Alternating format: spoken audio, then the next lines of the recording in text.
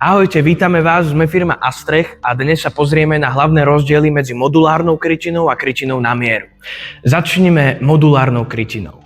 Tak modulárna alebo modulová krytina, ktorú môžeme rozdeliť na jednomodulovú, ktorá sa skladá z jedného modulu, alebo dvojmodulovú, ktorá kombinuje až dva moduly súčasne, čo ponúka väčšiu variabilitu v estetike a dizajne.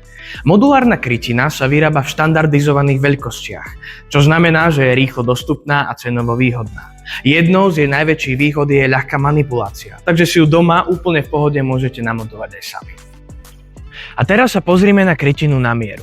Krytina na mieru sa vyrába špeciálne pre konkrétny projekt, čo znamená, že je vyrábaná presne podľa potreby a dĺžky vašej strechy. Teraz sa pozrime na hlavné rozdiely. Modulárna krytina je cenovo a rýchlo dostupná, veľmi praktická a ľahká na manipuláciu. Na druhej strane však krytina na mieru ponúka unikátnosť a prispôsobenie. Avšak jej výroba trvá o niečo dlhšie a cena je o trochu väčšia. Tak pri rozhodovaní, ktorú krytinu zvoliť, dobre zvážte svoje potreby, rozpočet a estetiku. Sledujte nás pre viac informácií a tipov zo sveta striech. Vaša firma Astrech.